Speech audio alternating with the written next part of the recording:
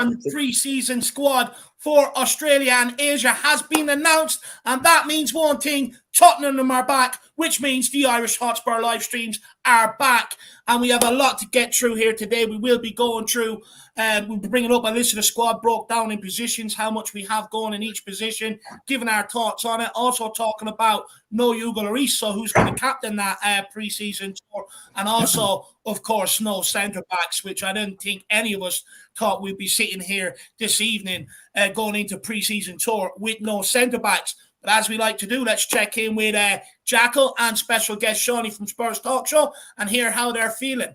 Jackal, how are you, my man? Not too great, Dave. I'm not happy clapping as much as I thought I'd be, before this preseason squad announcement. There are a few big sort of players that are actually kept on the plane, that I actually thought would not be on this plane, that I actually thought I'd get some satisfaction from seeing, being left off the plane. And only one player I'm kind of really sort of left with the tiny bit of satisfaction from it, just with the fact that I guess we did bring in a goalkeeper, but there are so many guys on that list that I really did not expect to be on that list. So I'm not happy clapping as much as I thought, Dave.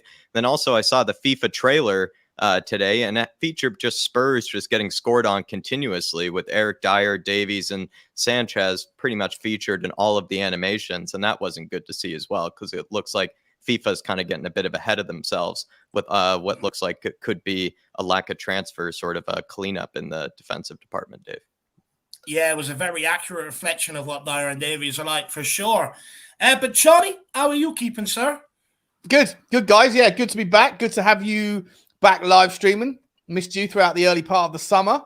Look, feel the same as you guys, I'm sure, about everything going on right now. A lot of these ITKs, I got lured in by one myself that's been reaching out to me. I went out and made some bold predictions that I've been put in the mud, square in the mud. It's been one of those weeks where you know what? These people that come out and say there's going to be a big week, get excited and get a little bit cocky with winky emojis and all that stuff. Like, if you don't say it, then my expectations on the week remain fairly on an even keel. But when you tell me to get excited, I start with expectations up here, and then I'll end up down here if you don't deliver, and nothing's been delivered. So, it is what it is. But the preseason tour starts now, so it's something to be excited about. Yeah, look, that is something to be excited about, although I did think we'd see it just in general, a lot of a fresher look to this squad. But look, we will get into the squad. Moondog says, where are the centre-backs? Grr, I'm getting worried. Look, my man, I think we're all getting worried, brother. I mean, like I said, we're going there with 5 options, but only one of them sort of, maybe one of them has a look in, but one of them I think is Romero is the only one that I'm sort of satisfied with. The others, I mean, I didn't think I'd be sitting here with them going on preseason tour. I thought maybe one. I didn't think a lot of them as a collective. It's absolutely shambolic, but we will get into that. Wayne Bonner, not Wayne Bonner. Sorry, I was just after reading the DM from Wayne Bonner on Twitter. Sorry, Moondog, big up, my man. Also, for the merch store that we will be creating, brother. Remember, I said to get in contact for anything that you want me to put up there for you. So big up, Moondog. So look, let's get into it. Let's bring up the squad. Let's go through some of the names. Let's see who we've got. So of course, going for goalkeepers, we have Vicario, Alfie Whiteman, Brandon Austin, Josh Keeley. At centre backs, we have Dyer, Sanchez, Roden, Tanganga, Romero. I feel dirty reading that out. At right back, we have Emerson, Spence, and Porro. At left back, you've got Adoji, Reguilon, and Davies. Then in centre midfield, you've got 9 options: Højbjerg, Skip, Basuma, Lo Celso, Ndombele, Sarr, White, Madison, and Alfie Devine. And then also on right wing, only one option going, which is Kulusevski, which is a bit of a concern. And then on the left, you have Son, Perisic, and Solomon. And then up front, you have Kane, Richie, and Scarlett. Now, before we come back and give our opinions and go through the positions and some of the players and that, I just want to go through some of the preseason friendlies that we will be playing out there. Of course, this coming Tuesday, July the 18th, we kick off against the Bubble Enthusiasts, a.k.a. Wet Spam. And we have them coming up. And good news for all of you American guys out there, it will be shown on the CBS Sports Network. So you do not have to get Spurs play. But for all people like me in Ireland and everyone else across the UK, you will just have to suffer up and buy Spurs play or maybe get a VPN, but I didn't tell you that. And then, of course, we follow that up on July the 23rd with a Premier, or sorry, not Premier League fixture. They got relegated. My bad. Sorry. Or the Foxes went down. So we follow up with a fixture against Leicester City. I mean, look, Harry Winks just wants to keep his eye in at Spurs. I think it's just a parting goodbye to me, to be brutally honest. That kicks off also at 11 a.m. UK time, nice and early for us all.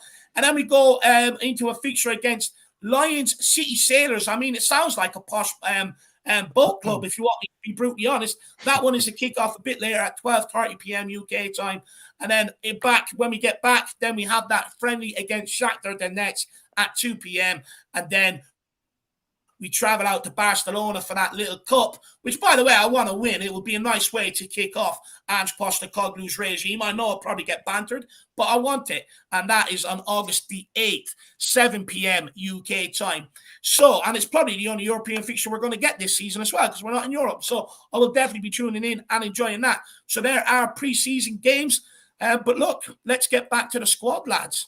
Oh, actually, before I do, sorry, I'm all over the place right now. It's just getting back into the swing of things. Everybody, the most important thing on these streams is that you engage with us. Get your comments in on your thoughts on everything that we're talking about. Also, feel free to smash that like button, smash that subscribe button, share the stream out. But also, feel free to help support everything we do here. We put a lot of time into these graphics and everything else for you guys out there. Feel free to smash your super chat or grab a channel membership with a load of new perks coming your way, completely revamped for you guys out there. So feel free to do that if you want to show any support throughout the stream to us, but also super chat guarantees that your comment does get addressed and read out. And don't be afraid to disagree with us either. You know, I like having various different opinions. But look, we'll get into the goalkeepers. We brought 4 goalkeepers. The obvious one, how dare I? The players that were left out. Sorry, my bad. Players that were left behind, of course, you got Rodrigo Bentancur rehabilitating his knee. Fraser Forster is left at home with a back problem. Brian Gil-Messi, which is a shame, and we'll get on to and talk about him, left at home with a back problem. Troy Parrott with a groin injury, which I kind of saw coming because, you know, he's only back off a long injury at Preston. He wasn't really fully fit playing for Ireland in the postseason games either. He was sort of just coming off the bench for a few minutes. So it looks like he's got a bit of a recurrent problem there. And also Ryan Sessegnon out with his hamstring injury, conveniently timed. And then Hugo Lloris has been granted permission to not travel in order to explore prospective transfer opportunities. So Hugo Lloris, club captain, that is done. He will be on his way. Also, there are, this was put out in the club statement that during our fixtures, James Maddison, Manor Solomon, and Destiny Adoji will wear temporary squad numbers of 71, 72, and 73. Supporters should note that the numbers worn by these during pre-season may not be representative of the finalised squad numbers for the forthcoming season. So what they're saying is, don't rush out and get Maddison 71 or anything like that, or Solomon 73, or Destiny Adoji 72, because you will be getting the wrong number. So let's get into the goalkeepers. I mean, Jacko, take it away. What's your thoughts? You've got Vicario, who's brought in as a number 1. It'd be very interesting to see how he gets on. And then you've got Whiteman and Austin, who've sort of been on the periphery. I don't really envision them staying around here this season. And interestingly, Josh Keeley.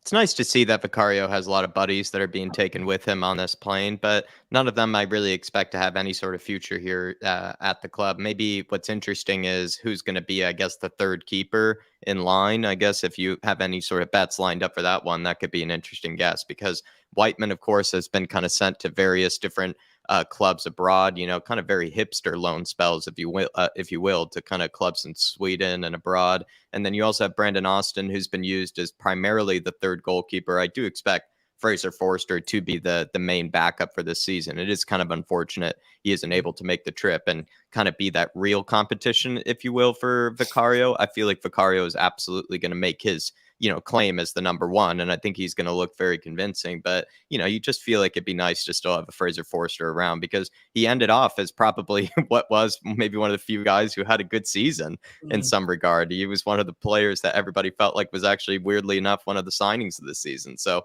kind of would have been nice to see him have a bit of a preseason tour. Josh Keeley, to be fair to him, is a very talented young goalkeeper, and I didn't even expect him this soon to already be included actually in this sort of a, kind of first team type of action. But if he does get some, that would be really nice to see.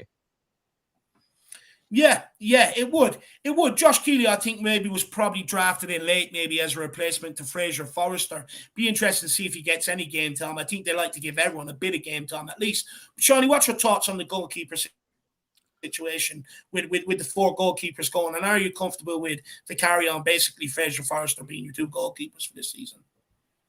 Yeah, I'll answer the last bit first. I'm fine with those 2 being number 1 and number 2. Number 3. Look, you hope it's going to be one of these 3, Whiteman, Austin, or Keeley. What I would say is, I think when you look around, right, the best young goalkeepers that are out there, you got Donnarumma at PSG is about 23, Meslier at Leeds is 22, Lafont at Nantes is like 21 or something, Bazunu from Southampton. Like these guys are all younger than Austin and Whiteman, who are both 24 each, and neither of those 2 have broken in to really any level of competitive football. I think at some point you have to, I don't know if it's sentimentality or what it is, but like at some point you have to kind of go, I know that goalkeepers mature at a different age to players, and I know that they take a little bit more time to get going in their career, but by 24 years old, if you're not breaking in at Tottenham, and it doesn't look like you're going to by any stretch of the imagination, surely Tottenham needs to just kind of allow these guys to go and start their career, get some actual first team football somewhere else. I don't think that even if you loan them out, what are we doing here? Loaning them out to hope that maybe they have an okay season and come back when they're 25 and then do it again when they're 26.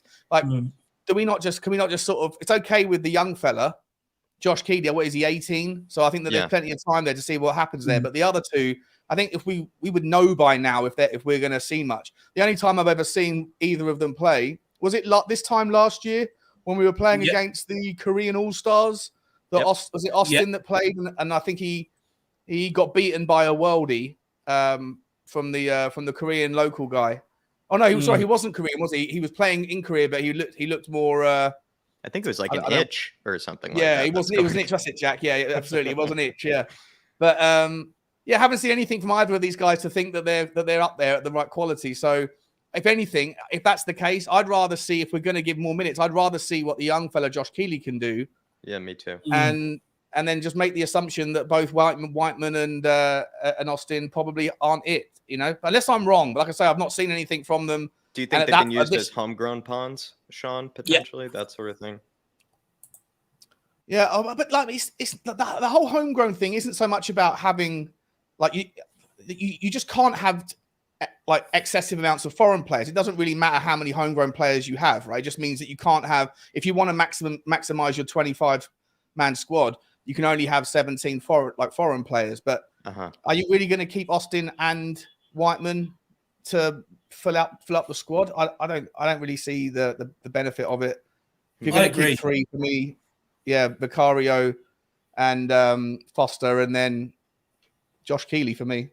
I don't know. That's how I feel about it. Yeah. No, I agree with you. Look, I actually think Brandon Austin and Whiteman's contract are up over and it's either at the end of this season or at the end of next season anyway. They don't actually have too long left on the contract.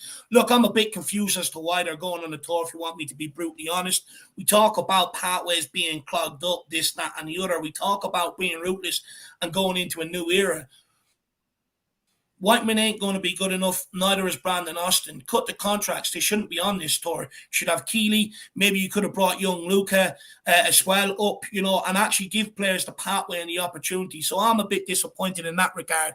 However, without Fraser Forrester, just in case something does happen to Vicario, maybe I think that's why a Whiteman or an Austin has been kept around, because maybe he doesn't want to throw a Josh Keeley in the deep end. That's the only other thing I can think around it. But I just don't understand why them 2 guys are going. If you want me to be brutally honest, you don't need both of them, do you? Maybe wants to take you don't need both, right? No. Like one of them, maybe whichever one of those 2 is the better one, then you keep that guy around. The other guy, like, send him on. Let him leave. Go and figure out your career at whatever level you're actually at. Go and play first team football and start and build. Right. But I don't know. There's no point in having both of them. No, I definitely agree with that. Moondog, he says nothing has changed. The same old crap. I mean, Moves you're us on to the absolutely center spot backs. on, Moondog. like you even look at it, right? And we'll get into this a bit later on, but there's no chances for any of the under 21s. You know, a lot of them are after only signing brand new contracts. Now, I don't know whether that's because Ange wants to take these guys away, have a look at them, and then decide what he wants, what he doesn't want, and then get the under 21s all sort of camped in together, because we are expecting that they are going to be training exactly the same way as the first team, playing the same way as the first team, etc.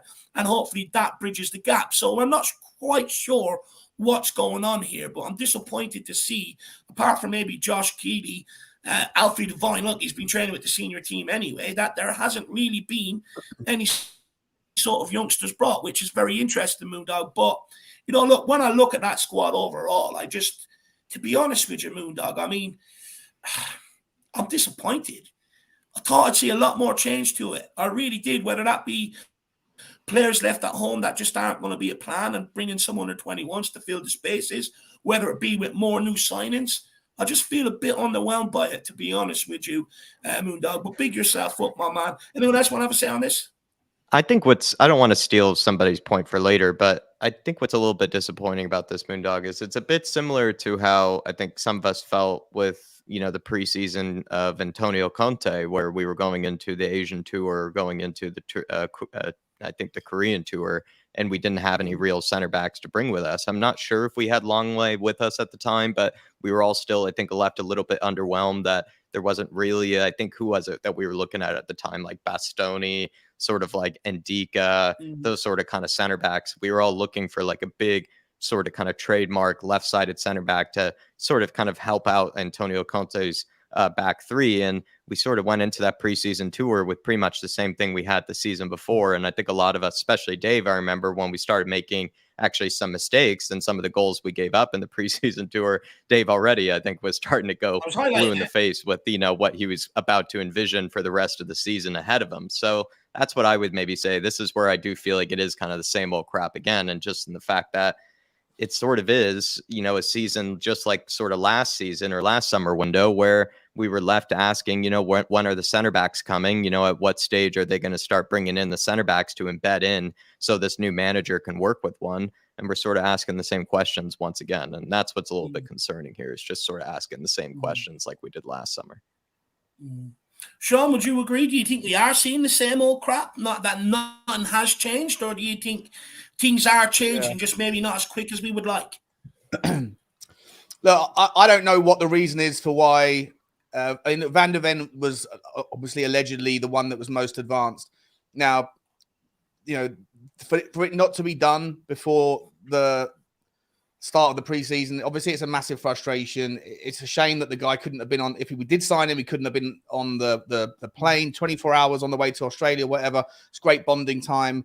And it would have been nice to get them to get minutes. Now, even if you do get Van der Ven done on Monday or Tuesday and he has to fly out, you know, he's still going to be behind the time. You're still not going to be up to speed. So all of this stuff is unnecessary frustration. However, what the reason is, we don't know, right? It could be that maybe Van der Ven has had his head turned by the Liverpool rumours, if that's true. I don't know if there is truth to it. It could be that Wolfsburg are playing silly beggars and that they believe that Tottenham are going to have Harry Kane money soon. And if so, they're going to hold out for a higher bid. Or it could just be Daniel Levy being penny wise and pound foolish with the €5 million gap or whatever the trouble is, right? And if it's the latter, then of course it rings true. You know, leopard doesn't change its spots. And it's very frustrating.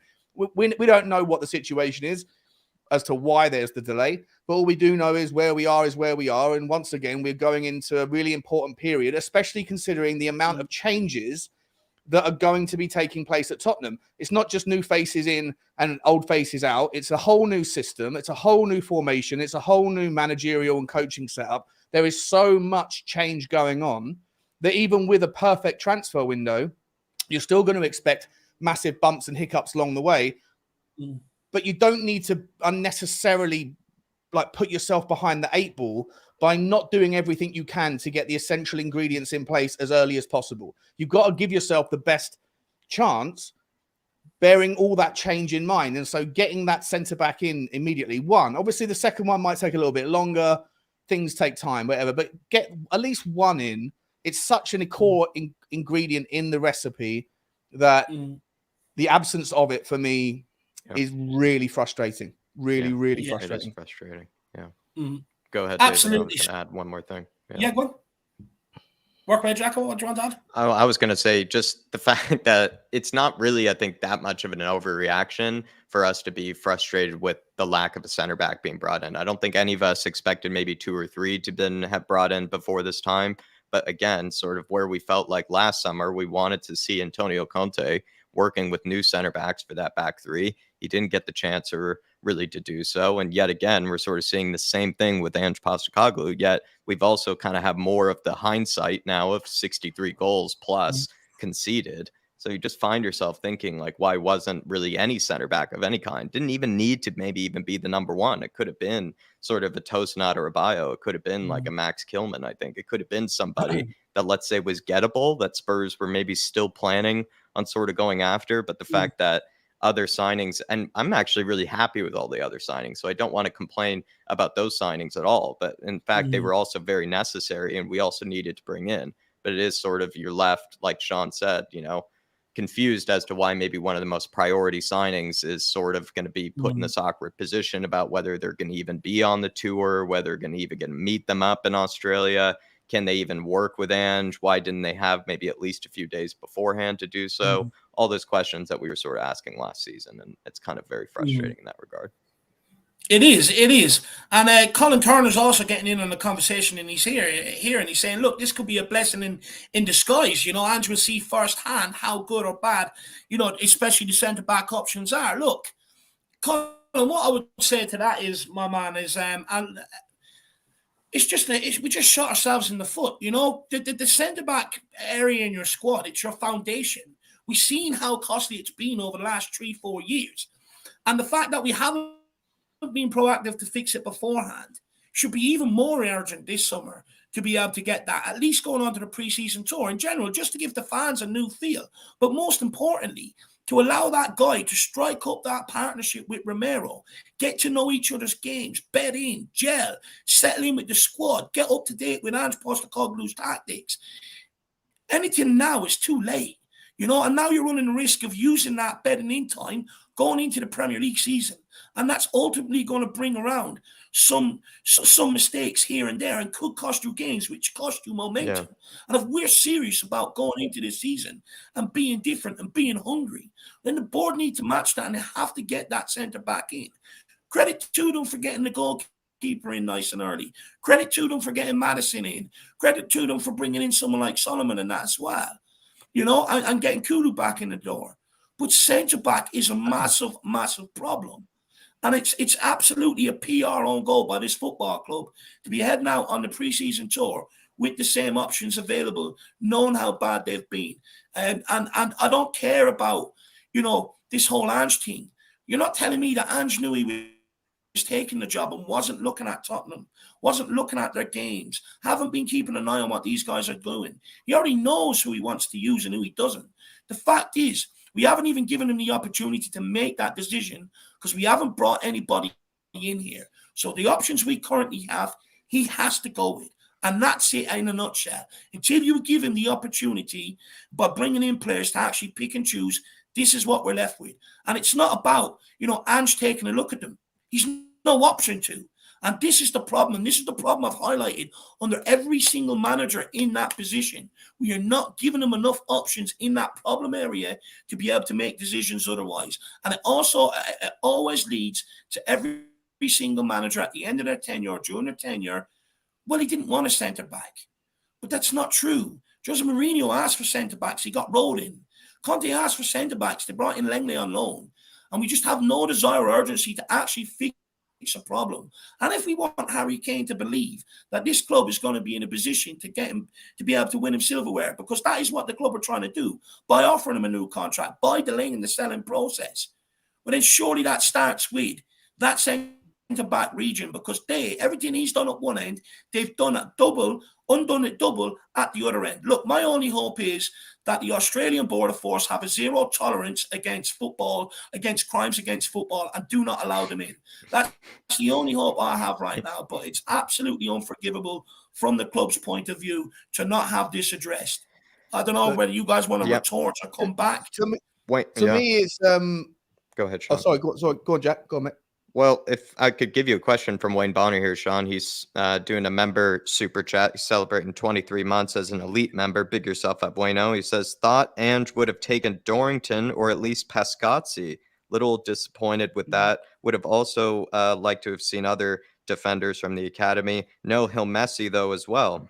I think Hill Messi had an injury, Wayne, so maybe it's sort of left out of his hands about whether he was going to take him or not. So maybe not too much to really speculate with that one. But could he have taken a Pascazzi, a Dorrington, any sort of academy player? Would you have liked to have seen an academy player from the defense, Sean? Yeah, I would have liked to have seen something happen in that regard. But at the same time, we look at the numbers there. I think 31 players have found their way onto the plane. I don't know. Yeah. It's a lot. It's a lot of players, right? It's basically everyone that's fit apart from Lloris. And I don't know, like, where do you draw the line? Like, is there too much benefit of these players going away? Because the under-21 squad have probably got their own friendlies to train for and things back at home. They've got their own system. So I don't really have too much of a distaste for that. I'm okay with the squad going the way it is. I think there's probably a couple too many players, if I'm entirely honest, rather than too few. But what I would just quickly on that to finish up on Dave's point, I would say I completely agree with what you're saying, Dave. At the same time, like I absolutely do think that we are going to have two new centre backs, right? At some point, I think there's a delay, obviously, like with like I said earlier, whatever the reason for the delay, but the intention is there to go and find two centre backs, or and hopefully one of them is going to be a statement signing. Time will tell. But where I will not tolerate this year is excuses. And in the past, I've been someone that's not as an excuse, but more as an explanation around the ability to compete, like FFP and the financial side of the game and stuff. But when you look at what Arsenal are doing, Arsenal haven't been in Champions League. They haven't had Champions League revenue for 5-6 years before this year. They produce less revenue as a football club than Tottenham do. Obviously, that is in no small part because of Tottenham's access to Europe versus Arsenal's absence from it. But Arsenal have gone out and spent, or looking likely to have spent 105 million on Declan Rice and 70 million on Kai Havertz. Both of those players. They just bought another centre back. Well, they bought Timber. Yeah, and Jurriën Timber as well for 40 million. But they're going for it. I still don't understand quite how they're doing it with the FFP thing, but let's assume that they've got all that kind of stuff buttoned up. Their second most expensive signing this year dwarfs our most expensive signing of all time. Yeah, like there's levels, and it makes you kind of sit up and go, affordability should not be an excuse here. It comes down to Daniel Levy's desire to value other teams' assets at the right level. And if he misses out on a couple of players this year because of valuation metrics, then I won't have any real patience for it this time around, because you can see other clubs that shouldn't have the same affordability on their historical revenue generation doing it. They're taking the gamble. They're rolling the dice. Tottenham need to do it this year. I think they are going to do it, but the delays are frustration. I think that we will get it done, but I don't want to hear affordability or valuation as the rationale for not getting it over the line this summer. It really is frustrating. Absolutely. Yeah, sorry, Jack, on.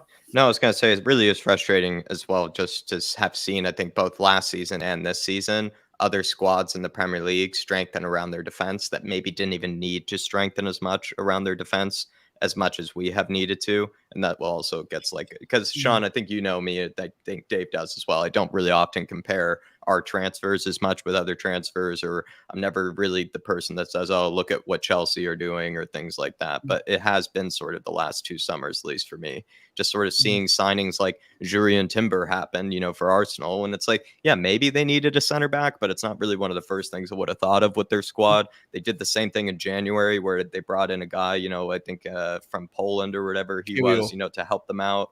And that certainly proved to be a decent, idea as well. It's just sort of frustrating just to see sort of other clubs around the league maybe pad up, their squad in other areas that they didn't necessarily even need to. Whereas Spurs have gaping holes, leaky faucets in certain parts of their squad. And we're still sort of budgeting or still sort of, taking our time. And that's where it does get frustrating for sure. 100%. I'm sick of it. I'm sick of it. Dave as well. Tyler sort of said the same with the lack of academy players in the defense. He says he's celebrating 13 months as a fan show member. He says, I'm so sick of these players. This is a joke. The squad has barely any youth players, still no center backs. I thought Ange loved the youth players. My faith is dropping. Look, I have no doubt a lot of this is to probably try and generate a bit of interest in some of what we've got as well. Teams haven't exactly been quick in coming forward for a lot of the crap that we have to sell. Look, I do think Ange will eventually incorporate some of the under-21s. I think if you're looking at the Shakhtar game, potentially the Barcelona game, I think that's where hopefully he'll sort of have his squad sort of finalised, Tyler. But I think this tour maybe is about trying to put some players in the shop window because there just has not been the interest like we all predicted.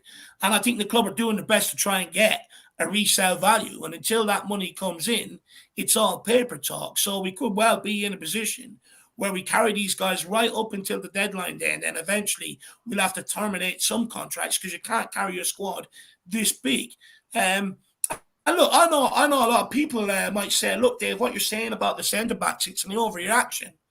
I mean, that's how it started last season when I pointed out Dyer's poor defending against Roma in the preseason game, and it continued. And then everybody at the end of the season was more angry about the centre-back situation than what I was. So let's not sit here and call it an overreaction when we know exactly what these guys are going to produce on the football pitch week in, week out. And it's been nowhere near good enough, nowhere near up to standard. So I don't want to hear anyone say, Dave, you're just moaning for the sake of moaning, you're being negative, or it's an overreaction.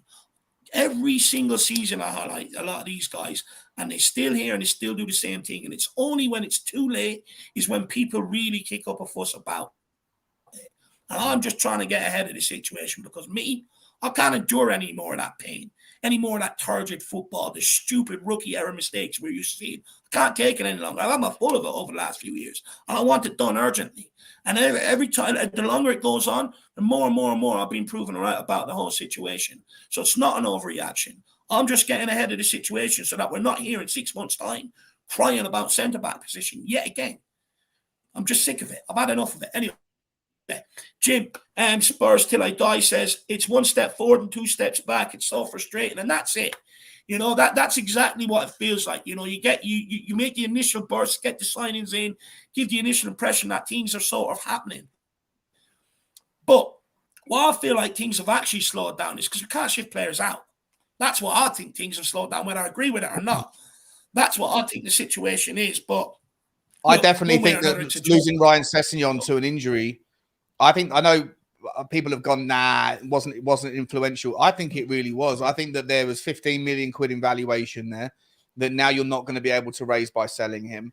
I think that bloody hamstring of his is going to be the perennial thorn in our side, because I do think that 15 million that we might have had, there were options for him. As soon as that injury came out, there was that tweet from, I'm not sure if it was Romano or whatever, saying Nottingham Forest were interested, Bournemouth were interested, 2 or 3 clubs in the Championship.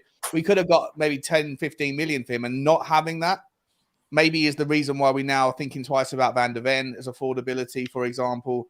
And also, it then makes you make other decisions around what you're going to do with your left-back situation. Is Serge Reguilon really going to be desirable for Tottenham? If not, is that somehow now why we're seeing links to Marc Cucurella or the fella Cambiasso from Juventus / Bologna? Like, the Tottenham now have to look in that direction because maybe Tottenham don't think that Ben Davies and or Reguilon is good enough as a backup or rotation for Udogie. Like that, I think that injury is having more of an impact than people give credit for.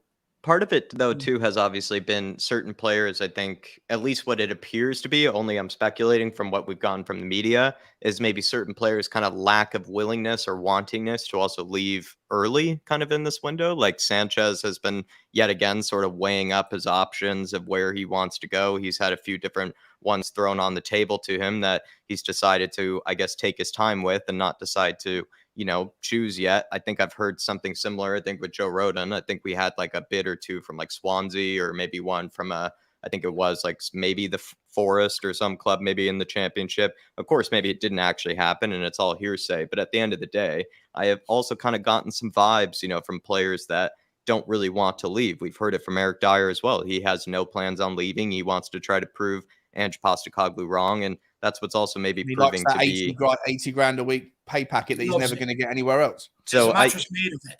It could be Sean and Dave. I've said this before. Like, there's kind of two parts to it. Like Levy is stubborn when it comes to the price that he would accept when it comes to selling the players, but it also could be that these players are stubborn when it comes to actually leaving and what There's sort no of obligation option for that they them would to leave, take. is there? Like, look, you saw it Sanchez in January. Didn't want to go, turned down moves abroad. Like, there's no Tanguy and Ndombele.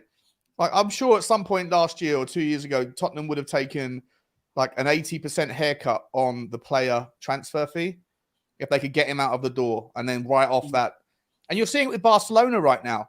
Like, Barcelona will probably write down Longley to 0 to 3 or 4 million euros because they are desperate to get the 30 million quid that or 30 million euros that they still owe him in salary. Now, Longley might come to Tottenham, but that doesn't mean that Tanguy and Ndombele wants to give up his 200 grand a week. It doesn't mean that Sanchez has to give up his 100 grand or whatever he was on, 65, 70, you know? Correct.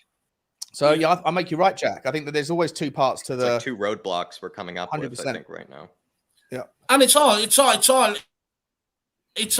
of our own doing. And that's why if they don't move this summer by the end of the transfer window, rip up their contracts because the situation's not going to improve. You're going to go into every single season with the same team. Well, we have to keep them around. Oh, if the manager wants them around, it's absolutely bullshit. I've had enough of it. I'm actually just fed up with it all the time. I know a lot of people say it's overreacting, but they're the same people that were moaning about the centre back options right at the end of last season when we were absolutely dismal. So let's not do this. Let's not go into this pretending all of a sudden we're going to see a complete different centre-back unit or a back for partnership because it's just not going to be the case. But anyway, there are the options. Dyer, Sanchez, Rodon, Tanganga, Romero. Now, Tanganga is one that I actually think might have a chance because I'm now of the belief, I'm sort of giving up faith that we're going to do drastic measures across that centre-back, which we should be, but we're not. So I'm of the belief it'd be Tapsoba and Van de Ven plus Langley, which means then obviously Romero stays. So, you would like to keep one more around. And for me... Wait, sorry, say that again. Sorry, you said you think it will be Tapsoba and Van de Ven and Longley? No, I said it would be either Tapsoba or Van de Ven plus Longley. That's what I'm of the belief of. Gotcha. Right. Yeah, don't get me wrong. I mean, I've given up all hope, Sean. What you're saying there sounds like I'm dreaming. I'm sleeping, my man. It's never going to happen. I'm up in the clouds. But look, you still think we're going to sign two? Just one of them you think is Longley? Yeah. Okay. You still get Longley no matter what. I've stayed this all window. It's like bread. I just don't see the. I hear you about like the affordability thing and Daniel Levy choosing the cheaper option, but if we do that, even if we get Tapsoba over Van de Ven, and I think Tapsoba is the more of a delicious footballer. Like he's better with the ball at his feet. He's a better player generally. Tapsoba and Longley, not enough for me. I think Longley, one injury to Tapsoba, or when Romero goes off to Argentina and doesn't want to play for the month before and after, you bring Tapsoba across to the right and then put Longley next to him. You're just as vulnerable. Like he can't turn and he can't run back. And when you're playing a high line, especially when you don't, it's not like you're Manchester City, right? Like Manchester City can command 75% ball retention and do it with ease. Tottenham haven't been asked to play this way before. There's going to be mistakes. You're going to turn the ball over and lose like retention of it. And then when you do, the opposition are going to ping the balls over the top. You've also got fullbacks that aren't really fullbacks. So there's going to be all sorts of kind of chaos at the back. And if Longley is the guy who's expected to turn around and sprint, we are going to get outpaced by tricky inside forwards by pretty much every team that we play against. Longley for me makes absolutely zero sense when it comes to the off-the-ball stuff in a Tottenham. I can see that. I'd still rather see him playing right now maybe instead of Rodon, because it looks like we downgraded, and actually instead of seeing Longley on tour, we're going to see Joe Rodon, I guess, instead, which just... Rodon's just as I mean, yeah. It's terrible. You need two, for me, you need... I don't know, like if you go and see, if I mentioned before, I think that Hiroki Ito, you could go and get him for 10 million euros from Stuttgart. He's fast, he's strong, and he's just as capable with the ball at his feet as most of the other names that are out there. But pace and strength and good aerial threats are key characteristics of people that play high line. Just for when you get caught out of position, you need to be able to recover and get yourself out of trouble. And Longley can't do it. If you're going to have a backup who's a lesser version of Tapsoba on the left, that guy, he doesn't have to be as capable, but he still should need to be physically capable to be able to do what's necessary in those situations that I just pointed out. And Longley for me is just so far off it. 100%. Look, with Longley, I can sort of see why we'd want him to come in. The idea is that we want to be like City with 75%, etc., etc. I understand the arguments about the high line.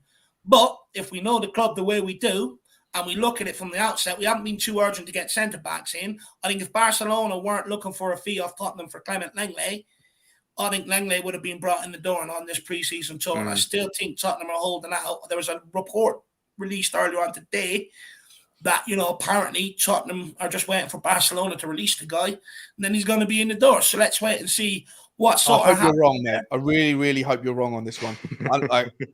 I hear your point. I'm not wrong on most. I'm barely ever wrong, Shawnee. Don't you know that? especially when it comes to defense, man. It's my expertise. No, look, I just have a feeling that's what the club's going to do, and I have a feeling then someone like Japhet Tanganga, maybe if he has a really good tour, if he can stay injury free, because that's been his biggest problem. It's what's ultimately pushed him down the pecking order. So if he can stay injury free this preseason, this one's a big one for him, by the way, because in fairness to the guy, he wanted to look after his own career and go out on loan last season. But because Tottenham failed to bring someone in the centre-back region, oh, shock, it happened again. He was ended up kept around here. So, he was ended up just being backup for a large part of last season, barely playing, although he did stay injury-free, which is a plus. And I think if he can have a good camp, if he can have a really good preseason, I think he can end up getting into the squad maybe as a backup behind someone like Romero, although I take he's nowhere near as good on the ball as Romero. I don't think he's as aggressive in his defending as Romero. So if you are looking to maybe if Romero comes out and replace that aggressiveness, I think maybe Tanganga could be your man. But the rest of them, Sanchez, I don't want to hear anyone make a case for him. Dyer, look, I'll be honest, I actually think the guy's going to get a contract. Being brutally honest, I think he's going to get a new contract. And Joe Rodon, he's going to be gone anyway. I just don't understand why we brought these. I understand it that we're trying to, put them in the shop window and everything else. But surely as a club at some point, you've just got to say, no, Dorrington, come up. Most other clubs, you go around, you look at City, United, Liverpool's pre-season squads, they'll all bring a couple of youngsters with them. And I think we could have done that here and really made a stand against some of these guys. Because the reality is, we all know on this panel, the reason why they're not so quick to move is because the extortionate wages they're on that they wouldn't get anywhere else. And there's a huge part to play. That's why they have rejected moves in the past. Well, why do you ever expect them to hurry up and make that decision if you're not giving them a decision to make? You make sure you make it known to them there is no first-team football available. Watch how quick they leave. Mm.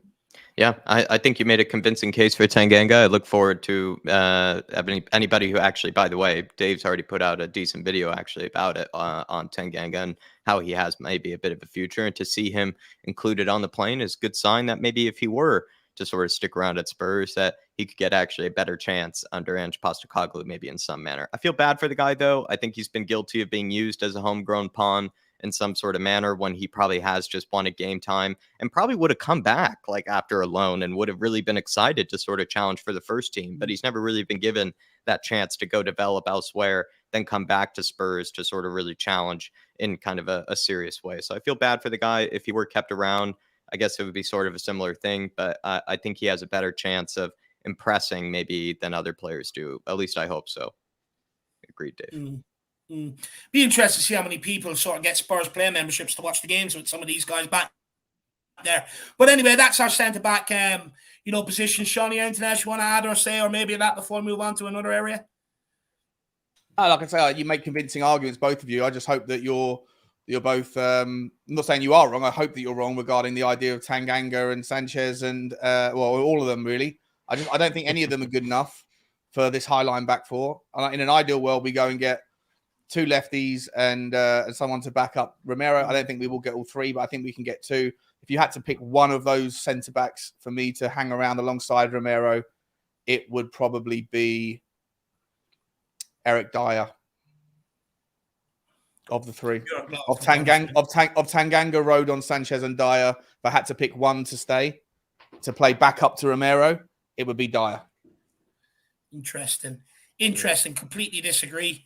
I would go to Tanganga. I think with Tanganga, it's more not out of bad performances, just out of bad luck, injuries, this, that, and the other, that he hasn't really had a proper opportunity or an extended period. I think Diary's had 2 shots, actually, centre mid and centre back, and has been equally as poor. Sanchez, I think, will be sold anywhere regardless. Roden will be sold anywhere regardless. So maybe you're looking at Dyer and Tanganga potentially being here after that transfer window shuts. Hopefully not, but we'll wait and see. We'll move on to the right backs. Now, Sean, I know you've had concern over in and around the right back situation, with maybe a Spence and a Porro especially. But we're going on pre-season tour with Emerson, Spence, Porro. I'll be honest, I'm pretty okay with them options. I don't really have too many concerns in that area. But maybe why don't you address what your concerns are? Well, I just don't think any of them. I don't think Spence or Porro are.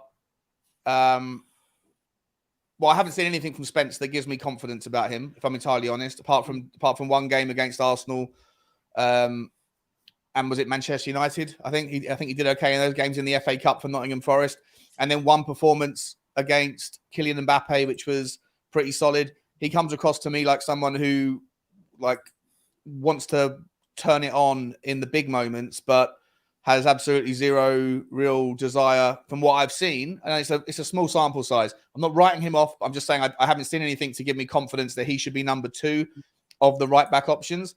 Emerson Royale, I think, will be fine. I'm very happy with him. I think I like the character. I like his determination to improve. I think a right back situation will suit him more than the right wing back role. And I think that there'll be less asked of him going forward because of what we have on the left in the eventual system. But Pedro Porro, look, I love the guy. You know how I feel about the prison warden. But I think that we all have. I think we'd be mad not to have some serious questions. No, it felt weird to even type RB next to his name, Sean. It felt weird. It does feel weird. Like, he's not a right back. He's a right wing back. Or for me, like I say, he's much better going forward. So then it makes you ask, well, like, if something happens to Emerson, then what do you do? Right. So I'm happy with I think it's the area of the pitch that Tottenham need to focus on least right now. I'm okay with it. I think that's like a next season's transfer window thing, or maybe in January, pending what happens. But I do think there's question marks. And I think, if God forbid, I know it's crazy to say it because of how volatile, how people's opinions about Emerson generally are, but that guy keeping fit is massively important in my mind, because I think he's going to be our solid right back. And at times, maybe even tuck in as a right-sided centre-back should the kind of the need be there. But look, I'm not worried about the right-back situation as much as I am many other places. But I hope you can appreciate that there are question marks around the capabilities of these 3 players, because only one of them really is an out-and-out right-back. What would you say, Dave? Yeah. Look, I'll be pretty confident in all 3 options, if you want me to be brutally honest. I think Emerson, he'll be fine at right back. I actually think, defensively is the strongest asset, and also going forward, he's improving. I think Pedro Porro, I think the fact that we're playing a much higher defensive line, it gives him time if someone does skin him to be able to get back. Whereas necessarily when he's playing in the deep line, once he was done, that was it. It was sort of criminal. And for me, if he can have a fully fit Romero beside him, hopefully guiding him and stuff like that, I don't really have too much concerns, especially on the ball. I think on the ball going forward, not any concerns whatsoever. I do hear the concerns defensively, but, we know Porro loves smashing people further up the field, so we probably might see a bit more of that. When it comes to Jed Spence, look, this one is a relatively unknown. We don't really know how this one's going to go. His loan spell didn't work out too great for him either, although he got a big game time. It wasn't the best loan spell. And, look, there is question marks. Can he play right back? But when you look at the guy, just like Adoji, he's got all the attributes: power, strength, pace, physical, with Spence, I think it's, how good is he on the ball? I think that was sort of the biggest question when we signed him anyway. But he's been given a raw deal, Before he even got to this club, Antonio Conte made it known that it wasn't his signing, and he wasn't even going to be a part of it. So Spence has a lot to prove, and hopefully, he is up against Emerson and maybe Pedro Porro. But I wouldn't write him off. I've said this about Spence before. If you're a manager and you believe in this guy and show him love, you will get the performances out of him. If you don't show him love, you won't get the performances. And that's sort of been that way sort of throughout his career. So for me, if Ange Postecoglou can sort of show him a bit of love and develop him, I think you'll get a lot out of Spence this year. But look, when I look at other positions in the squad overall in general, right back is not somewhere I'll be placing any money right now. I agree with that. I think just quickly, Spence, I feel like has sort of the potential to improve as a defender on his defensive side, just how Emerson has the potential to improve in his attacking side. I think both have come into the Premier League or have come into Spurs with sort of strengths in certain areas. Emerson always, I believe, had the strengths in his defensive capabilities as well as kind of his defensive awareness, and also kind of too like just his defensive clearances, as Sean has pointed out in the past. He's very reliable when it comes to clearing it in kind of dangerous situations. But Spence has come into it with obviously strengths going forward and has a lot maybe to work on defensively. So I have confidence just with the fact that he's very tall, very fast, pretty strong by the looks of things as well, that he does have sort of the attributes that could make a good defender in the future. So he does have the potential, I think, still be a right back and a back four. Pedro Porro, I would say maybe less so. And I actually just think with Pedro Porro too, he's so technically good going forward that I do feel like he can be a right winger. Like I've seen some of the goals that he has scored, not only for us, but you look at some of the goals that he scored for Sporting, like he scored like 30, 40-yard bangers at times, that guy. And also some of the crosses that he puts in are otherworldly. It's why we called him the postman, Dave. So I mean, he could play realistically in the right wing position. I think he can challenge out there. Like to say that he won't offer any sort of alternative or any sort of kind of, interesting kind of ideas out there, I think would be, selling him short. I think he can do it. I think he can either be a really good dynamic winger with whipping in crosses to either Richarlison or Kane, whoever plays up top, or he can also as well, he can hit them. And he's shown to have some of the better finishes of any player this season. I've loved some of the goals that he scored. They've all been really spectacular goals. So I don't know. I think he can do it up front, honestly, Pedro Porro on the right.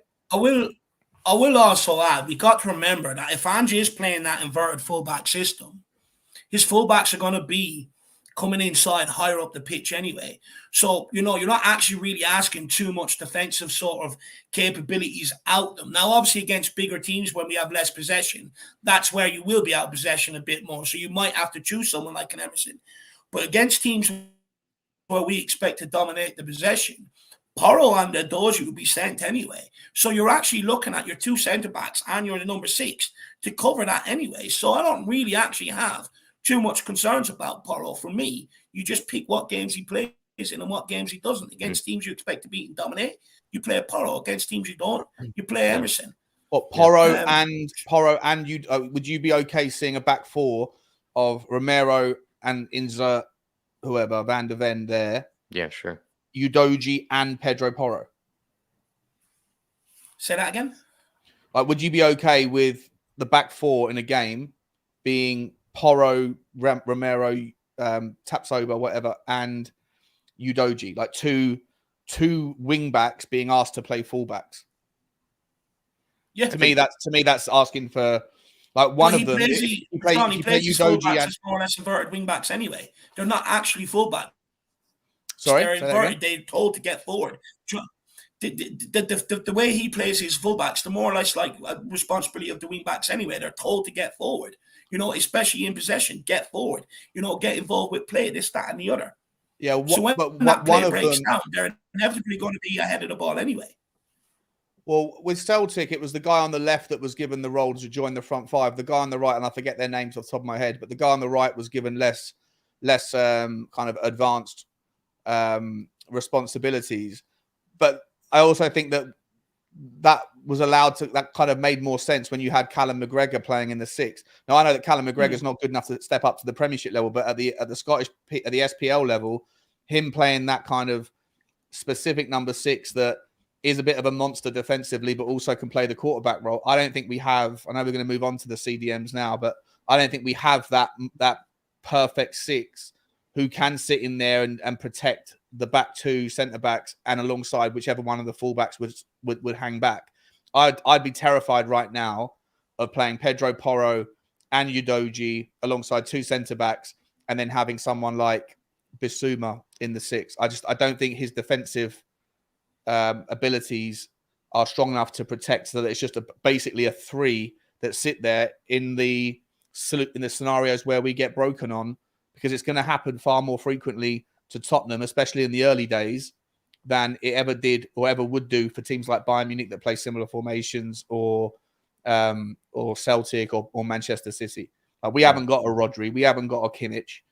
I feel more comfortable about having those 2 fullbacks there if we could go and get a proper 6 who can protect. And I don't think we have one yet.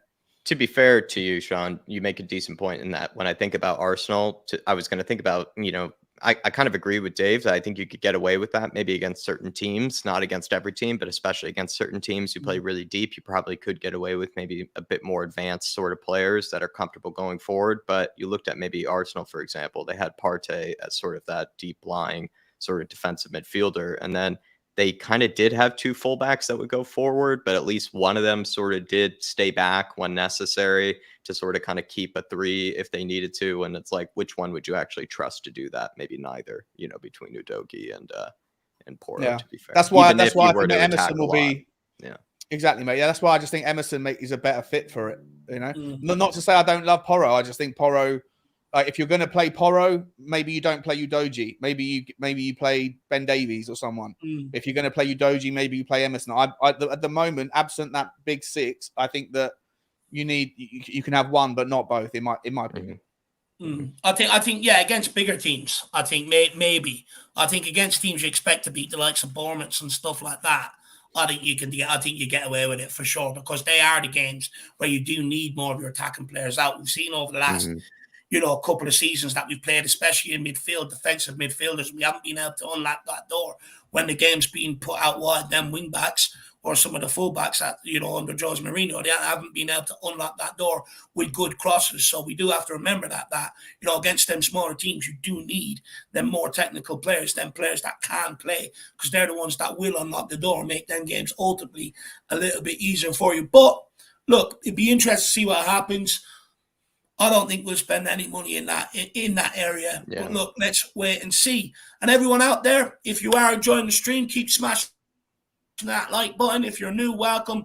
Smash that subscribe button. At any point, feel free to throw in a comment via super chat. Then get your points in across to us, and we'll have a good discussion on it. Whether you agree, disagree, whether there's anything you want us to answer, question us on, feel free to get them in. Over at left back, we've got Destiny Udogie, Reguilon, and Ben Davies. 3 options there again. I think that will be whittled down to 2. I do. Which one I think will be gone? Sadly, I think Reguilon, even though I think it should be Ben Davies. But I agree with that. If it was Udogie and Reguilon, I'd actually be okay with them options for the season. If you want me to be brutally honest. I don't want to hear any case being made for Ben Davies at left back. He got absolutely roasted when he reverted there towards the end of the season against Aston Villa and Brentford. Yeah. And also when he played there under Jose Mourinho stopped picking him and put Reguilon in ahead of him because of how badly he was getting destroyed and roasted. Yeah. For me, Ben Davies has a huge preseason ahead of him if he really wants to sort of, prove that he can play there. But the distinct lack of pace, ultimately, up against a lot of the tricky, pacey wingers that are in the Premier League, it absolutely kills them, especially in that high line. So for me, I'd love it to be Udogie and Reguilon. However, I think it will be Udogie and Davies.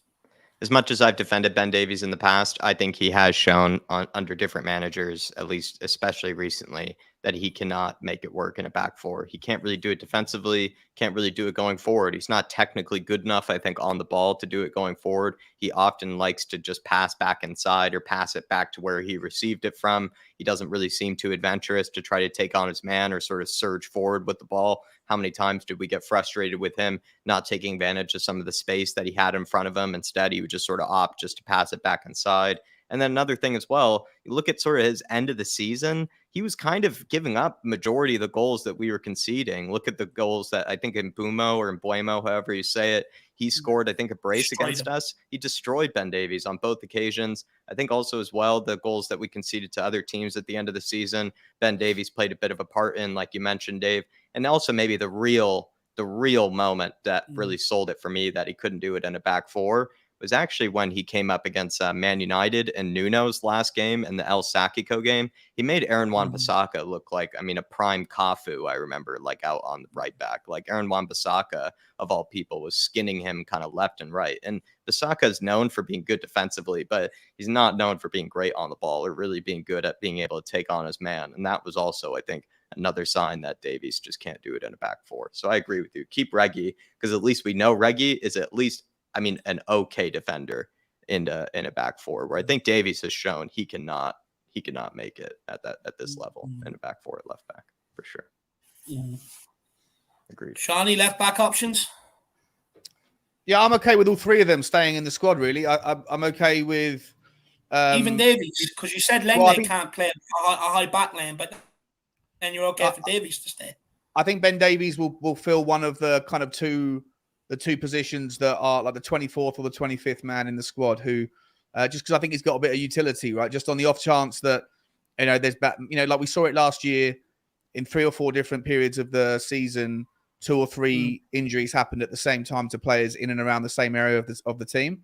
And so you need players that maybe can just fill in. I don't expect Ben Davies to be a regular at all in a system when everyone's fit. But I think the fact that he can play left back, the fact that he has played left back, the fact that he has played left-sided centre back. If ever there was a situation where Postecoglou wanted to pivot to a back three again, he could play on the left side of the back three. He could play in the left wing back situation. So I just think that there is utility within him and versatility, and I think that is a justification to put him as the 24th. Because obviously, if you've got 25 men, you've got 2 positions, 2 players for each position. You've got a third goalkeeper, and then you've got 2 kind of wild cards. I'd give him one of the wild cards if there's no intention to sell him. If there is an intention to sell him and go in a different direction, I'm fine with it.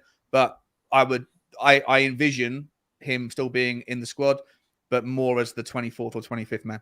But I struggle to see where, that on Davies though, Shawnee, because chances are Postecoglou won't be switching to that formation. It's a formation that everyone threw their toys out of pram with last season that nobody enjoyed. And also, he's proven before, we speak about not wanting Lenglet and people like that in here because they can't play that high line. It doesn't matter where you put this guy because of the versatility. He still cannot play it. So for me, there is no point in keeping this guy around because even Dyer, they just don't have the legs to play that high line, because the reality is when we do carry injuries and they come in, they're going to cost your games. They're going to cost your momentum. These are guys that have spoken about needing runs of games at times and everything else.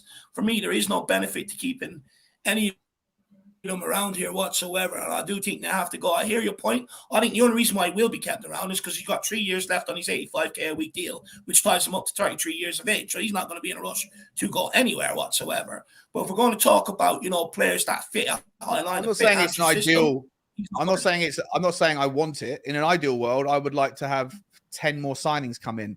I'm just talking about how I think it's going to shape up at the end of the window. We haven't got enough time, and also there's issues. Even if we did have enough time, and there was the desirability on the part of the ownership and the coaching staff and everything else to go and rip up and go and buy another left back that makes sense. Go and buy a Cucurella, go and buy another right back, all that stuff. I think that there's problems with too much change as well. We saw it with Nottingham Forest. How long did it take their season to kick into gear? Because they had 18 new faces hanging around last season. Too much change in the dressing room is disruptive. Doesn't bode well when you've also got too much change with things happening on the pitch in formation and strategy. I think Davies will be in the squad. I just think that he'll be, like I say, my point is I think he will be, there'll be 2 people that will be ahead of him in the line to be left back, and there'll be 2 people that will be ahead of him to be in line to be left-sided centre back. But I just think he'll be in the squad as that person in a scenario where both of those centre backs or both of those left backs are injured. To our detriment. Anyway, we'll keep moving on. We have the midfield, and we've actually got 9 options here, which is we're carrying way too many. You want 7 max, 2 for each position, and maybe 1, hanging around. But even that, you would say is too many. Ideally, you probably want 6 for the midfield positions. You've got Pierre-Emile Højbjerg, Skip, Basuma, Lo Celso, Endon Bellew, which I know Jack is absolutely delighted with. Papa Matasar, Harvey White, Madison, and Alfie Devine. Look, we'll start off with you on this one, Jack. I mean, the midfield options. I mean, take it where you want. Back him 1 second. Okay. I feel like this is the one that's I feel like this is the one that's slightly less controversial. I understand that there are some players that maybe we don't want to see on this plane. I think those players would probably be Lo Celso, Ndombele, Skip, or Højbjerg. I think the rest of the players on there, most people would be absolutely happy with seeing on this plane. With Ndombele, the reason I'd make the case for him is that, of course, like if he isn't really either willing to move or if Spurs aren't really willing to move him on, for a cheaper fee, let's just see if he can make it as an alternative to a James Madison. Let's see if he can make it as an alternative to a Rodrigo Bentancur until Bentancur comes back. And then also kind of under a similar logic to what Dave was saying, when we come up against like Bournemouths, when we come up against very deep lying defensive teams, and Ndombele, I think, would be a very useful guy to have around because he's willing to take those risks. He's willing to also kind of just pull something out of nowhere with a really kind of, spectacular moment of just sort of magic and being able to play ball in behind, being able to skin his man, have a shot from distance, all those sort of type of, attributes I think are good to have around in the squad. This is kind of my reasoning why I don't think we should keep Lo Celso, because those sort of things that I mentioned with Ndombele, despite Ndombele having a ton of issues that obviously I haven't really mentioned, when it comes to either his actual work rate, his actual, I think ball retention, because he does, like I said, even though it's good to take risks, I think sometimes he can take too many risks actually on the ball. But Lo Celso for me is just shown to be, I think, inferior kind of technically than Ndombele. I think he has a lesser ceiling than Ndombele, and I don't think he's nearly as good going forward than Ndombele. And maybe he offers a bit more work rate than he does, but I don't think he makes up for it as much with what he can do going forward or what he can do with being able to be that creative player. I'm just not really ever been convinced with Lo Celso, at least in a Spurs shirt. So for any of the players that I'd probably like to have seen left off the plane, Dave, it probably would have been Lo Celso. I'm actually happy that Højbjerg has been kept around, just for him to see if he can prove Ange Postecoglou wrong, or at least prove maybe some Spurs fans wrong yet again. But to be honest, it's not really that controversial, I think, of a midfield. I think the only thing you mentioned is that, yeah, there are a lot of names there, and it's probably the part of the plane that's maybe being weighed down the most is by the midfielders right now. Yeah, it's absolutely stock. Look, for me, Basuma's obviously staying around. You see him being promoted a hell of a lot in the content that we're seeing from training and everything. It looks like he's absolutely loving life, which is great to see. And I'm expecting a massive breakout season from Basuma, by the way. He sort of had, he had the COVID. He come off the back of a bad period at Brighton, that would have affected him, this, that, and the other. And then also a couple of injuries here, there, and that. So for me, I'm expecting a real big breakout campaign from Basuma. So delighted, he's on the plane. Højbjerg, look, it remains to be seen whether he can change Ange's mind. I know maybe not the six that Shawnee's talking about or envisioning, but he can certainly play that role if he needs to, Pierre-Emile Højbjerg. But look, there has been speculation around his future. Be interesting to see, whether he goes or not, or whether he does stick around. I think, look, if Spurs get a good offer from someone like Atletico Madrid, 34 million, I think they accept it and we go and look elsewhere. But I wouldn't write him off being a part of Ange Postecoglou's plans yet. Skippy, look, I think he's got a lot of progression to do, especially on the football. But coming off the back of the Under-21 European Championships, winning that, that confidence can do amazing things for a player, and all of a sudden things can click. Let's wait and see what sort of preseason this guy has. But he's got a lot of work to do. Lo Celso, look, I think he'd be gone anyway. I'd be very surprised if this guy's kept around. I haven't really seen enough from this guy in a Tottenham jersey to really say, there's a lot of great talent in there and he can produce it on a regular basis. It's a completely different situation to Ndombele.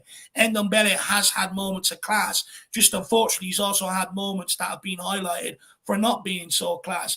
With Ndombele, it's never actually been around his talent. It's always been centered around his motivation. Now, Ange Postecoglou's motto is, we never stop. And it's simple. Ndombele either lives up to that or he doesn't. I thought he was going to go on the preseason tour because, like I said, what we've seen the last week or two, that's just been tipping the ball around, getting some training drills going, opening up the legs again and a few sort of bleep tests to measure where the fitness is. This is the time for Ndombele now. He either, and you'll know, when Ange Postecoglou sends the team through the trenches to get fit and you need to find that extra bit of grit and determination to get through, will Ndombele do it? Well, we'll find out the answers this preseason tour. Part of me hopes he does. Part of me hopes he does because of the immense talent he possesses. But I actually don't think he should be on the tour. I don't think he should be given a second chance due to the way he behaved against Morecambe. So for me, he's got a lot to do, a lot of convincing to do. I don't want to hear anyone crying to me because it's off his own actions that he's pissed me off, that I don't want to give him a second chance. But if he proves that he can be fit and he's fit for 90 minutes, then he can turn my head and say, okay, this guy's now serious. Took him a while, but at least he's here. So that's all I ever wanted from Ndombele in the first place, is that talent that he does possess that we see in glimpses. I want to see it on a more regular basis. And I do not want to keep a guy around here on 200k a week if it's going to be a bit part player off the bench. When it comes to Papa Sarr, I think we're expecting a big one from him this season, pre-season. Shawnee, what do you think, my man? Sarr Belly. The Sarr prophecy. Daddy Sarr. Yeah, look, I'm looking forward to him. Look, I think I heard just before I went downstairs, I heard you say, obviously there's 9 names there. We need to keep at least, or we need to have 7, basically, right? But we're obviously missing 6, I would say, because you've known 6. Europe. Yeah, okay. 6. So we need to get rid of 4 of them, but actually need to get rid of 5 of them because you've got Bentancur that you're going to be keeping around who's not on this list because he's injured. So for me, the obvious ones you keep are James Maddison, you keep Skip, you keep Basuma. Look, I think you replace Højbjerg. I heard what you said, Dave. I completely agree. I love Pierre Højbjerg as a player. I think he's a great professional. If he can convince Ange to keep him around, then, and he can adapt. Listen, I really like him. I just don't think he, naturally suits any of the 3, the 2 8s or the 6. So, horses for courses, square pegs, round holes. I think if you can raise good money for him, then you go again and you find someone else. I don't want to see us sell Højbjerg and then go and use that money to fill in the gap in the centre backs. I think we should have the money for the centre backs anyway. I do think if you get rid of Højbjerg, you need to replace someone else. Lo Celso, get rid. Ndombele, for me, you get rid. Harvey White, I've got no idea whether this guy's ready or not, if I'm entirely honest. He's got 1 year left on his contract, Shawnee. Interesting fact about this guy, fun fact. He's been named on the first team bench over 30 times and hasn't made an appearance off it. Yeah. Whereas you look at that guy, George Abbott, who came into the team last season, I think it was in March, right? He signed his professional contract, 17 years old. And then he signed his professional contract on the Wednesday. On the Saturday, he was on the bench against, I forget who it was. I'll say Southampton for the argument of the conversation. No, it wasn't Brentford. It was Leeds. But then he got on in the last game of the season, or the penultimate game of the season, right? So that guy's obviously making waves on the training ground to have got minutes. So, and I'm pretty sure that he plays as a central midfielder. I could be wrong about that, to be honest. My mind's gone a bit blank. But look, for me, I don't know if you're going to keep one of these younger guys around, but I don't even know if you need them in the squad to you can keep them in the under 23 kind of squad and bring them up as necessary. So you haven't got to necessarily fill up your squad spaces. People that you cut for me are Lo Celso, Ndombele. You sell Højbjerg, you bring someone else in. I'd like the 6 or 7 to be Maddison, Bissouma. Let's call him Amrabat for argument's sake, but put whoever you want in there. Skippy, Sarr, and then I don't know who's going to play back up to Maddison though. I personally believe, for me, I would be more interested to see Brian Hill get moved in as a backup to James Maddison. I think that he could do. I think that he's got the work rate. He's got the fitness. Do you remember this time last year in Korea? He was the guy who had the best fitness. That's right. He was winning the races. He was winning all the races. He chases down blind alleys all the time. And I remember Harry Redknapp saying he got told by his coaches when he was suggesting to bring Modric in off the left and put him in the centre that he was mad. And he said, no, do it anyway. And then Harry Redknapp takes a lot of credit for basically establishing Modric's career, because after that one day in training, he never again trained as a left-sided player, and he never again played anywhere else for Tottenham and hasn't played anywhere else for Real Madrid ever since. So I think that there might be similarities there with Brian Hill. I don't think he needs to necessarily even strengthen or bulk up. I just think he needs to learn how to ride tackles better, utilize his center of gravity, because he likes to feel the thing and then fall over. I'd rather him learn the mindset of ride the tackle rather than take the tackle and try and win a free kick.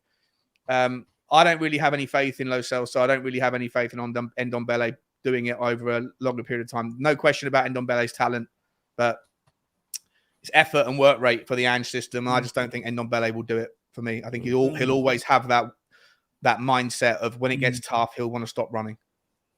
And the thing is with the Napoli thing as well, I know some people make the argument that, you know, he played with Napoli coming off the bench, making an impact, you know, give the guy an opportunity.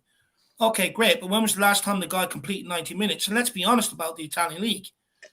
There's a reason why a lot of the older players go out there. It's slow. Yeah. It's less running. It's less intense. It's less demanding.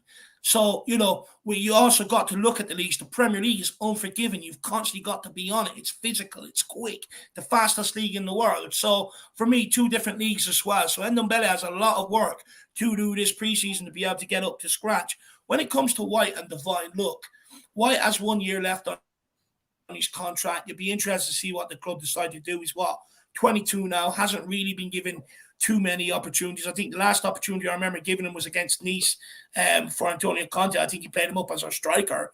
And then also under Jose Mourinho against Mourinho in the FA Cup. Now, this guy can play left back and in the centre midfield. So it'll be interesting to see. You know, he's got double the opportunity. But look, this kid has to have a whirlwind of a preseason. Sometimes he was out on loan last year with Derby County. Sometimes after being out getting first-team football, being in that environment, things can click. But the reality is this guy, you know, it's not really about the talent because all of these guys have the talent. It's the same with Alfie Devine. It's now about can they show the maturity to their game. They play beyond their years to really make a statement, to really make an impact, to be able to be kept around in this squad. And that's what it's about at the end of the day, is the maturity to their game. So they have a lot of sort of work to do this preseason. I would hedge that maybe Devine will be sent out on loan. He hasn't really had too many loan moves away from Tottenham. He's only 18 and probably a year first-team football will do him good. So I would probably say White maybe has a better opportunity. But I would say he could potentially end up leaving this club. Jack, anything you want to say on the centre midfield before we move on? No, I think I, sort of started us off, and I think you and Sean both added things I definitely missed out. And I think Bissouma, for me, it could be his main character, if you will, season. Bissouma could be the main character, I think, of this upcoming season, if you will. That would be my guess. Yeah, I reckon so as well. So then it brings us on to the right wing. Kulu. Potentially Gil, if he's been left behind because of his injury, but Kulu is the only right winger you have. Look, not really talk about there. That maybe we'll talk about maybe after, but maybe do we need to bring in another option? Who knows? You go on to the left wing, you've got Son, Perisic, Solomon, I think we all realise that will probably be back up to Sonny when Son's fit. But Perisic, guys, do we envision Perisic being kept around here? Or do you think he will be gone? I'm really surprised that he went. He was one of the names that I thought shouldn't have been there. There's no ambition for him. That you saw when he walked up to preseason, didn't look like he wanted to be there. All the intimation is that he was only here because Conte was here. He wants to go. Why are we taking him on tour? We're not going to get any money for him. If we're letting Hugo Lloris find the new home with the promise of tearing up the contract and letting you go, I think the same thing should have been done for Ivan Perisic. And then, drop it down to 30 or give one of those spots that you were talking about to the youth team to let them go. Perisic for me, nah. Yeah. And his wages are tremendous. Do you think there's a world where Perisic could actually be kept around maybe as a backup potentially to Kulu? Because he can use his right foot, right? Yeah, but he didn't. Last season, how many times did he get into good opportunities to score goals and just the one player you thought would have had the experience to keep a calm head, but he just absolutely ballooned it. Unfortunately, it took him 37 games to score a goal.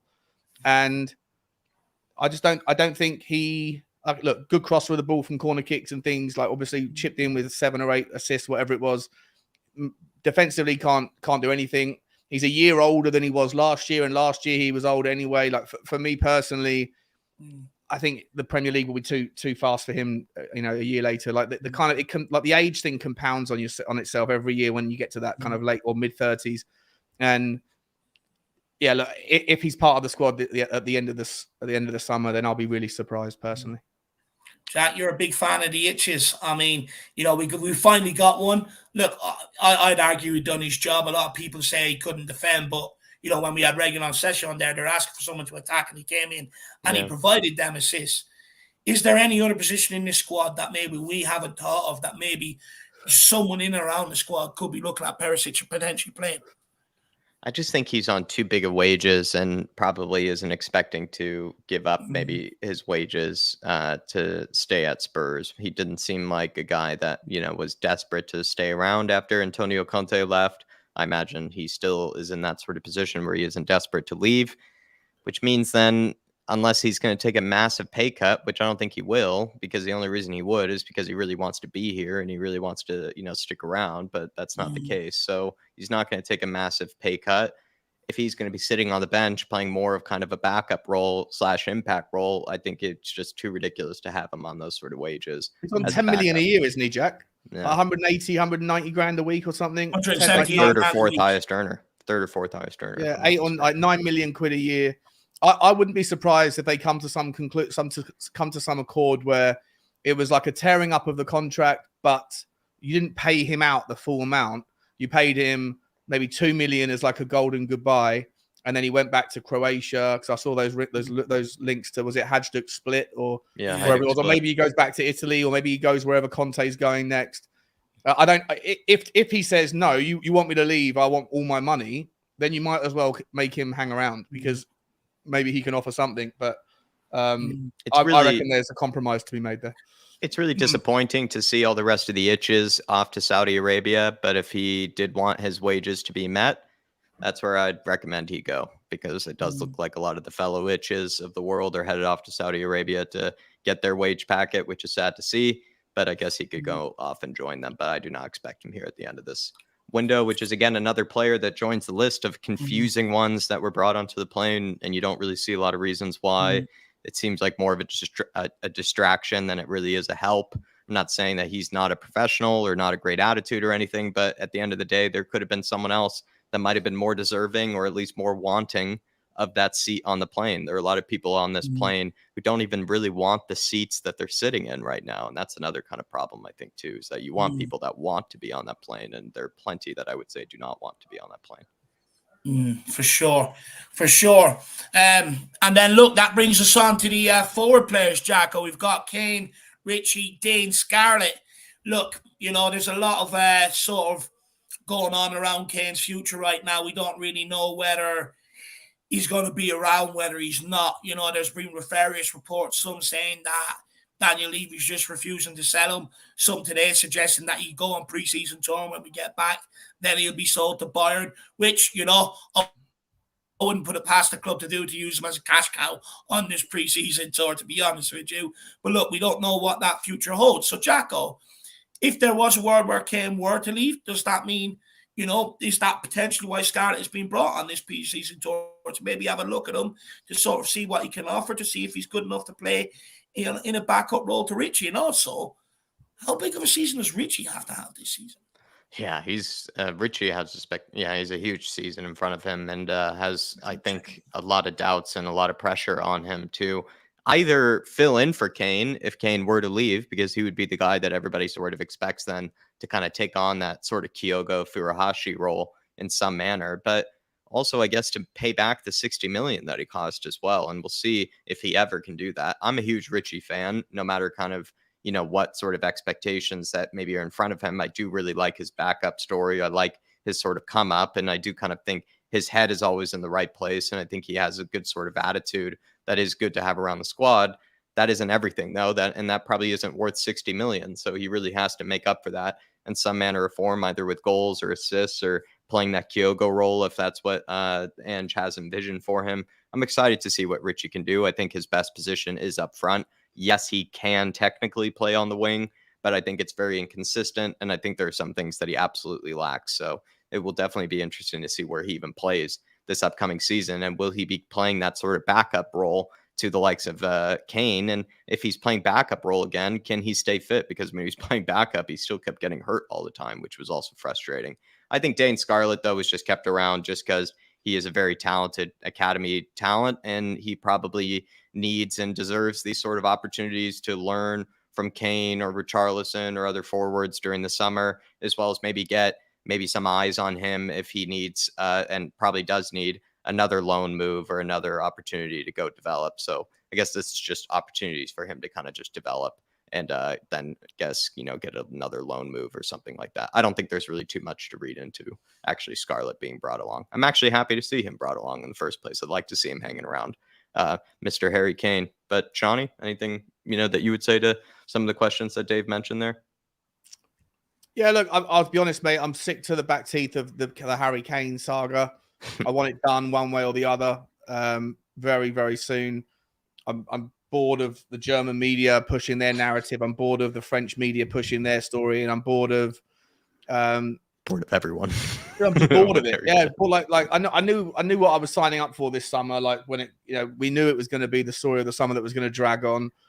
I would just love it if there was like a kind of, like in other countries, you get like chairman or presidents coming out and just making statements to the press to make it unequivocally clear.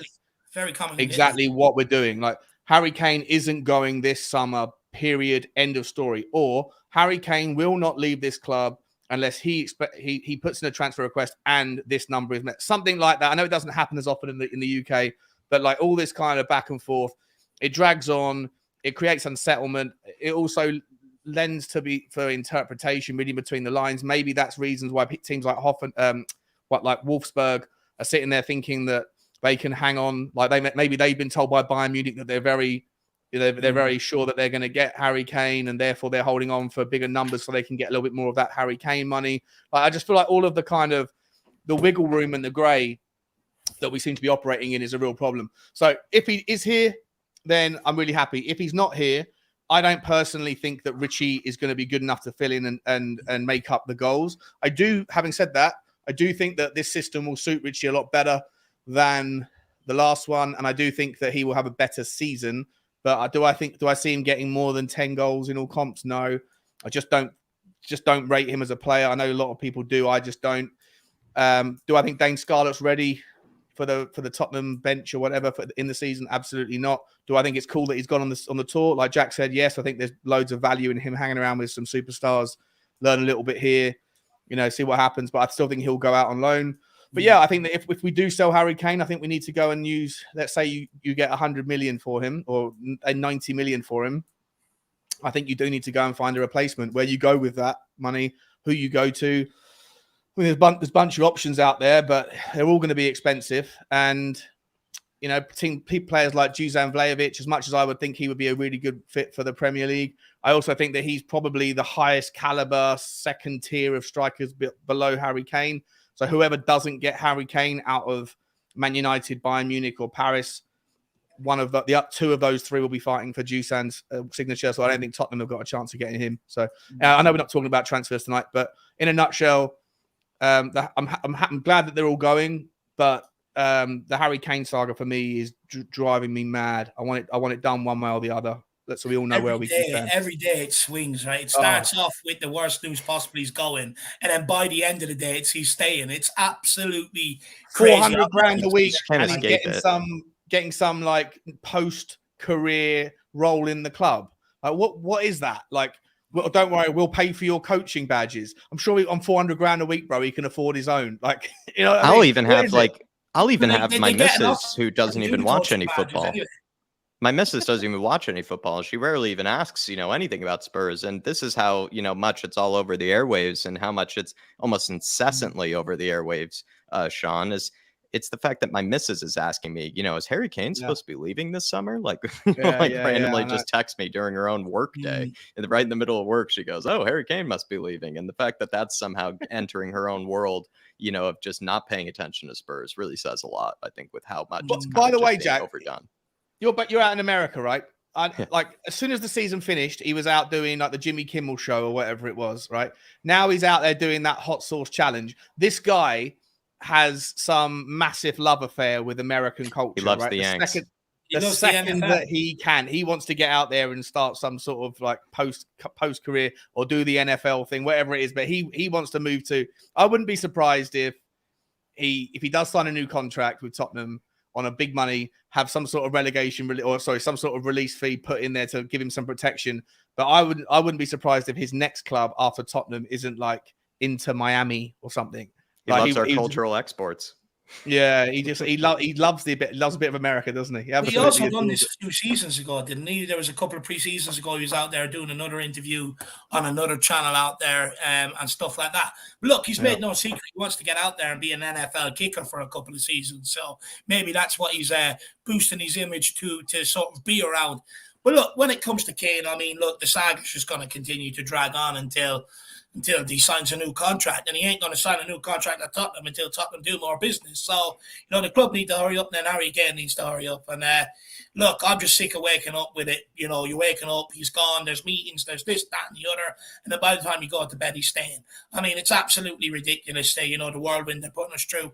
And once this situation is resolved, I will have a lot to say on the media, because, they've been driving for years now to try and get this guy out of the club, to put him at, a top club like a Man City or Man United. And since that's failed, now they're trying to push him to Bayern Munich. They're absolutely embarrassing. But look, Dane Scarlett, when it comes to Dane Scarlett, I think he needs another loan spell. Look, the loan spell at Portsmouth didn't go too well. A lot of the goals dried up. He started off well, goals dried up for him and that. Being in a first-team environment, playing a full season would have done him the world of good. When you see pictures of him, he's sort of bulked up a little bit to the kid that we remember that went out on loan. Is it enough to keep him around here? Look, I think it depends all on Harry Kane's future. I think if Harry Kane goes, I think Richarlison, Scarlett and Parrott all stay around. I think if Harry Kane stays, I think Scarlett and Parrott go out on loan. Now, the reason why Parrott's not there is because of injury. And like I said at the start of the stream, he's sort of injured on Ireland duty as well, so I'm not surprised. So, look, that's it. That's basically the squad. I think there's two ways you can look at it. We're bringing 31 players on pre-season tour with us. We only brought 28 to Korea last year. So you can look at that. Spurs aren't doing enough to get this sort of mess turned around, and they're just creating to it and adding to it by not getting players out the door. Or you could look at it and say Tottenham are doing business and edging the Deadwood out. Two ways you can look at it. We were going to talk maybe a little bit about captaincy and stuff, but you know what? We'll save that for a debate show, I think. We'll just leave it at that, sort of our thoughts on this. I did promise the guys an hour. I'm actually at 1:35, so I'm way over, by the way. Way over. But I'm happy to keep going if you want to, mate. It's up to you. No, we'll finish off because I think the missus wants to get a cheeky little Mexican, Shawnee, and they don't deliver up here. We have to walk down to it. So, say hi to him from me. What should Dave go for, everybody? Just quickly before we go, should Dave go burrito tonight or should he go taco? Let us know. Why we let Sean plug his channel, because Jack is an experienced Mexican eater. And, I did ask him earlier on, taco or burrito. Now, the choices are chicken burrito or minced taco. So people in the chat, let me know what your thoughts are. It's not even a debate, mate. Chicken burrito all day long. Wow. Especially with the pinko beans or whatever they're called. Pinto beans. Get some of them in there. A little bit of hot sauce. Absolutely gorgeous. Hot sauce, lad. Honestly, you'd have to call a fire brigade if I had something hot. It's ridiculous. But look, Shawnee, plug your channel, man. Tell where can people find you? Not that everyone here knows exactly who you are, my man. But sometimes there's one. So Spurs Talk Show. Who you are. Come on over if you haven't already. Hit the subscribe. I take my dog out for daily walks. I'm a big fella and I don't like exercise, and so I realized about 2 weeks into having a dog that if I take my mind off the fact that I'm walking, then it doesn't feel like I'm doing exercise. And I do that by talking about Tottenham in the countryside. And it might be something you like. So if you haven't already, check it out. Yeah, I think we need to get something like Spurs related for the dog as well, so we can put it on Bugsy when she's running around. That'd be absolutely awesome. So if anyone recommends any sort of things that Sean needs to add to the Spurs walk, let us know. I'm going to go on Etsy. Find any Spurs dog leads, stuff like that. I'm going to go on Etsy because that's where you can get people to design custom stuff, right? And I'm going to get someone to make a Tottenham jersey with Bugsy number 10 or something on the back. Yeah. Oh, that'd be absolutely awesome. Absolutely awesome. But guys, that's the Spurs Talk Show. That's where you can find this man up here to my, I'm not even going to go left or right. I can't even tell at this stage. But Jacko, anything you want to say before we end off, my man? No, everybody, please hit the like button if you haven't already as well. Look out for all the different content that Dave and I are going to be putting out there for the preseason. There's a big schedule headed up for next week. Looking forward to kind of just the Spurs coming back. It feels like there's been a bit of a lull, especially since maybe there's been no news or any sort of progress on the center back end. Sort of we've been left, sort of waiting for some big news to happen. This is definitely some big news, but we probably wish there was some better sort of news mixed in with it. But looking forward to just chatting more stuff with Spurs and everything. And yeah, Dave, back into the shake of things. For sure. We're back full time now. So look, thank you everybody sticking by us. Hopefully we'll get your support going into a big season and we can all enjoy the emotional roller coaster together. But I'm off. I'm going to walk off the takeaway before I even put it on. And I think I'm going to go with minced tacos just to put you all at ease. Good night, everyone. As always, come on, you Spurs. Come on, you Spurs. See you, everybody. Chicken burrito time. Bye. Everywhere we go.